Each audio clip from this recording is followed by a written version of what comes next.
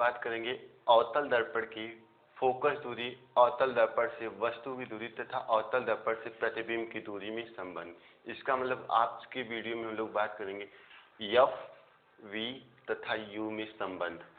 तो यदि वीडियो को लास्ट तक देखने रहिएगा, आपको सभी चीज़ें अच्छे से समझ में आने वाली है और जो भी टॉपिक्स यहाँ पे डिटेल्स में पढ़ाऊंगा एक एक वर्ड आपको 100% समझ में आएगा। ठीक, तो हम लोग बात करें कक्षा 10 की एक मोस्ट इम्पॉर्टेंट टॉपिक्स। चैप्टर का नाम है प्रकाश का परावर्तन तथा अपवर्तन। आज की वीडियो में बात करेंगे दर्पण की फोकस दूरी, दर्पण से वस्तु की दूरी तथा दर्पण से प्रतिबिंब में संबंध। जो भी टॉपिक्स बात होगी वो होगी आज की वीडियो में अवतल दर्पण के बारे में। तो इसका हम लोग डेरिवेशन प्रूफ करेंगे और बहुत अच्छे से आपको सभी चीज़ें समझ में भी आएंगी। तो जो वीडियो में बात करेंगे वो होगा यू, वी तथा स्मॉल एफ में संबंध। तो इस चीज़ को हम लोग देखते हैं। तो सबसे पहले हमको यहाँ पर एक अवतल दर्पण बनाना होगा। तो यहाँ पर हमने अवतल दर्पण बनाना स्टार्ट कर दिया। ठीक, तो अवतल दर्पण यहाँ पर हम लोग क्या करें, बना रहे। ये हमारा अवतल दर्पण है जिसका द्वारक M1 और M2 है। ठीक, तो अब ये पीछे की तरफ हम लोग क्या करें, दर्पण के पीछे की तरफ हम लोग क्या करें, कलई कर रहे हैं। ये हमारा कलई हो रहा है। अब दर्पण का जो एक मध्य बिंदु हम लोग क्या लेंगे, पी लेंगे। मान लो यहाँ पर दर्पण का कोई मध्य बिंदु पी है, इस पर एक रेखा हम लोग क्या करेंगे, मिलाएंगे। जिस रेखा को हम लोग क्या बोलेंगे, मुख्य अक्ष। इस रेखा को हम लोग बोलते हैं मुख्य अक्ष। यहाँ पर कोई बिंदु F ले लेते हैं और यहाँ पर कोई बिंदु C। कोई वस्तु है जो कि क्या है, O डैश है। यहाँ से ये जो मुख्य अक्ष जो कि वक्रता केंद्र और ध्रुव को मिला रहे, इस पर कोई वस्तु O डैश रखा है और इस मुख्य अक्ष के समांतर एक प्रकाश किरण क्या हो रही, गुजर रही है ऐसे। अब यहाँ पर कोई बिंदु A है और A से परावर्तन के पश्चात इस फोकस से होकर क्या होगी, जाएगी और दूसरी प्रकाश की किरण जो कि इस वक्रता केंद्र से होकर क्या हो रही है, जा रही है। तो ऐसे जा रही है और यहाँ से दर्पण के बिंदु मान लो B है, यहाँ पर कोई, इस बिंदु B से टकराने के बाद ऐसे इसी रास्ते पर वापस लौट जाती है। अब बिंदु A से इस जो मुख्य है इस पर एक हम लोग अभिलंब डालेंगे और यहाँ पर कोई बिंदु N लिख दे रहे हैं। ये N जो है वो ध्रुव के बहुत पास है। जो यहाँ पर N आपको दिखा ये ध्रुव के बहुत पास है। इतना चीज आपको जानना है। ठीक, अब हम लोग क्या करेंगे, अपने डेरिवेशन को स्टार्ट करेंगे। ठीक, तो ये जो दर्पण दिख रहा है ये क्या है, अवतल दर्पण। अवतल दर्पण दिख रहा है, इसके फोकस दूरी का मतलब क्या होता है, ये जो ध्रुव होता है, इस ध्रुव से इस F तक के जो बीच की दूरी होती है उसको फोकस दूरी बोलते हैं। इस ध्रुव से इस वक्रता केंद्र तक की जो दूरी होती है उसको वक्रता त्रिज्या बोलते हैं। अब देखिए O डैश से यहाँ पर दोनों, एक तो O डैश A से प्रकाश की किरण जा रही थी जो कि फोकस से होकर जा रही, और यहाँ पर दूसरी प्रकाश किरण जो कि वक्रता केंद्र से होकर जा रही बिंदु B से परावर्तन के पश्चात इसी रास्ते पर वापस लौट। ये दोनों प्रकाश की किरण यहाँ पर काट रही है। तो यहाँ पर जहाँ पर काट रही इस पर हमारा प्रतिबिंब बनेगा जो कि क्या होगा, I डैश, ये प्रतिबिंब होगा। ठीक, अब हम लोगों को क्या करना है, डेरिवेशन करना है। तो इस चित्र के हिसाब से कुछ चीज मानेंगे। माना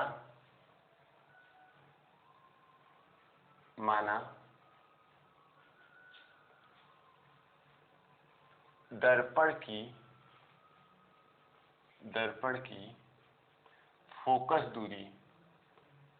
फोकस दूरी बराबर स्मॉल f।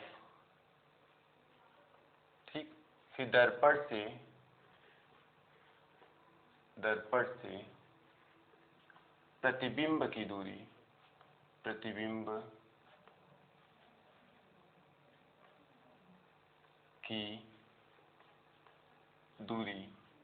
जो कि हम लोग क्या मानेंगे, स्मॉल d, और दर्पण से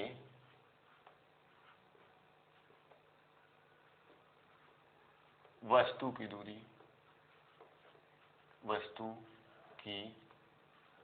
दूरी जो कि क्या होगी, u होगी। मतलब दर्पण की फोकस दूरी, मतलब ये जो ध्रुव है यहाँ से फोकस तक की जो दूरी है ये क्या होगा, स्मॉल एफ होगा। ठीक, फिर क्या बोल रहा है, यहाँ पर प्रतिबिंब बन रहा है तो इस आई से लेके यहाँ तक जो ध्रुव तक की दूरी, यहाँ से यहाँ तक की जो दूरी है उसको हमने v मान लिया है। और जो वस्तु ओ डैश है, यहाँ से लेके यहाँ तक की जो दूरी आपको दिख रही है, ये क्या है, इस वस्तु की दूरी, इसको u मान लिया हम लोग। फिर जो यहाँ पर वक्रता केंद्र दिख रहा है, यहाँ पर जो C दिख रहा है इसको वक्रता केंद्र बोलते हैं। और यहाँ पर जो ध्रुव दिख रहा है, यहाँ से यहाँ तक की जो दूरी, इसको हमने क्या मान ली, स्मॉल r। ठीक, जिसको हम लोग क्या बोलते हैं, वक्रता त्रिज्या। इस चारों चीज को हम लोगों को मान लेना है। ठीक, यहाँ पर एक तो दर्पण की वक्रता त्रिज्या बराबर स्मॉल r।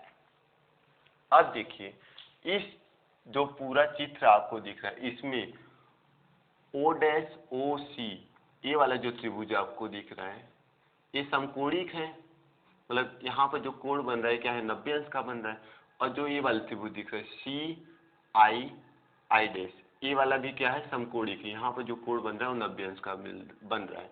ठीक, तो यहाँ पर हम लोग क्या करेंगे, चूंकि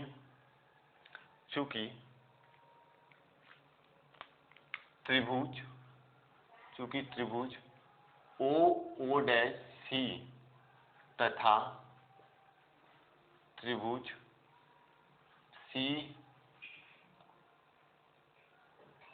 आई डैश आई समकोणिक है,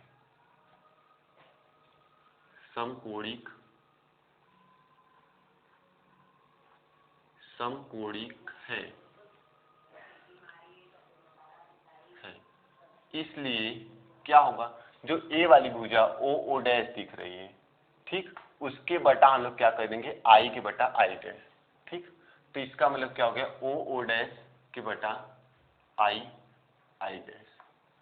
ठीक, यदि ये दोनों त्रिभुज समकोणिक है तो ये वाला जो लंबवत भुजा होगी उसका जो रेशियो होगा एक निश्चित अनुपात में होगा। ठीक, ओ डैश के बटा आई डैश कर देंगे बराबर, यहाँ पर आई डैश। अब क्या करेंगे, जो यहाँ से ओ से सी तक की दूरी होगी वो भी क्या होगी, सी से आई डैश के बीच का जो दूरी होगा, मतलब ओ से सी तक के बीच की दूरी, और जो सी से आई डैश तक की दूरी है, ठीक, उसमें भी एक निश्चित रेशियो होगा।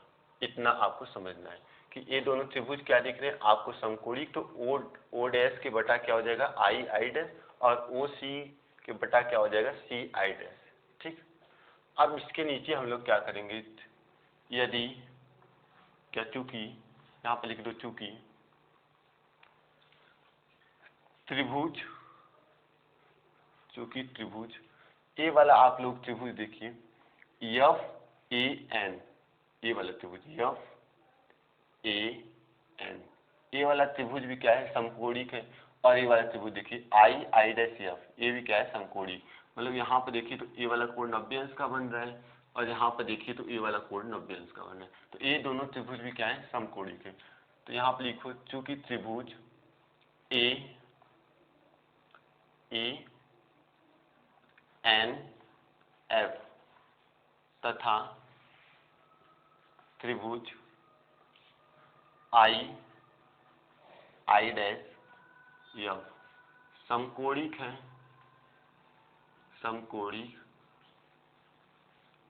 है, अतः या इसलिए उसी तरीके से यहाँ पर क्या करेंगे, ए एन के बटा क्या हो जाएगा, क्योंकि ये वाला जो भुजा है लंबवत, ए एन के बटा क्या हो जाएगा, आई डैश। ठीक, ए एन के बटा आई डैश बराबर क्या हो जाएगी, जो यहाँ से यहाँ तक की जो दूरी आपको दिख रही है एफ एन के बटा क्या हो जाएगा, एफ आई डैश, ये हो जाएगा। अब इसके नीचे क्या करना है, जो यहाँ पर एन दिख रहा है, ये इस ध्रुव के क्या है, बहुत समीप है, ये इस ध्रुव के क्या है, बहुत समीप है। ठीक, और देखिए जो यहाँ से ए से एन तक की जो दूरी होगी वो क्या होगी, ओ से ओ डैश तक की दूरी के बराबर होगी।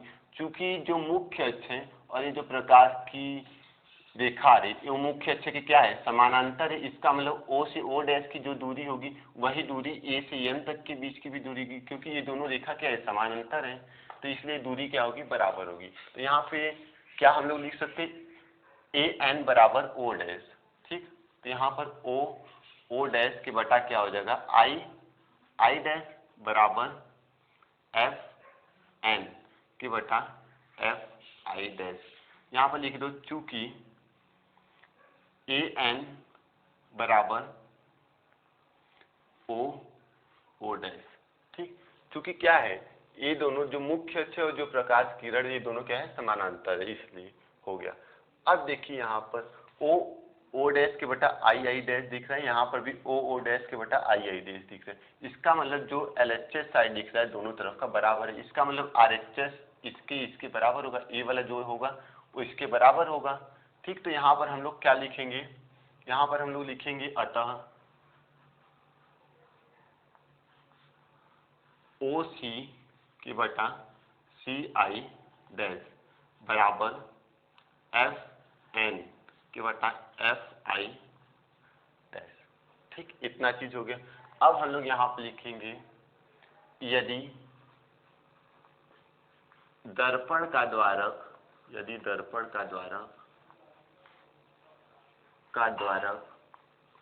बहुत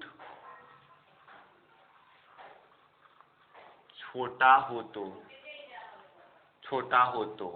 ठीक, यदि जो दर्पण का द्वारक मतलब M1 से M2 की जो बीच की दूरी होगी ये बहुत छोटा सा होगा, तो क्या होगा कि जो N होगा वो P के बहुत समीप होगा। जो N यहाँ पर दिख रहा है वो क्या है, P के एकदम समीप होगा। इसका मतलब हम लोग क्या लिख सकते हैं, FN बराबर क्या लिख सकते हैं, FP। तो क्या हो जाएगा, FN बराबर FP। ठीक, अब FN बराबर यदि दर्पण का द्वारक बहुत छोटा हो, यहाँ से यहाँ तक की जो दूरी हो बहुत छोटा होगी, तो F से लेके N तक की जो दूरी होगी वो FP के लगभग बराबर क्या होगी, यहाँ पर लिख दो लगभग बराबर होगी। ठीक, अब इस चीज को हम लोग यहाँ पर क्या लिख सकते हैं, OC के बटा CI डैश बराबर क्या हो सकता है, FN बराबर क्या है, FP। तो यहाँ पर FP के बटा क्या हो जाएगा, FI डैश। इतना चीज हो जाएगा। ठीक, अब इस चीज को देखिए, यहाँ पर OC यहाँ पर दिख रहा है, CI डैश यहाँ तक दिख रहा है, FP यहाँ पर दिख रहा है और PI डैश यहाँ तक दिख रहा है। ठीक, तो अब यहाँ पर हम लोग क्या करेंगे, जो यहाँ पर दिख रहा है OC कहाँ से यहाँ तक की दूरी है, तो यहाँ से यहाँ तक की दूरी अगर हमको निकालनी होगी तो कैसे निकालेंगे, O से P तक की दूरी में से क्या करेंगे हम लोग, P से C तक की दूरी घटा देंगे। ठीक, तो इसको क्या लिख सकते हैं, इसको लिख सकते हैं कि P से लेके O तक की जो दूरी है उसमें से P से लेके O तक की दूरी में से P से C तक की दूरी को हम लोग माइनस कर देंगे, तो हमें O से C तक के बीच की दूरी पता चल जाएगी।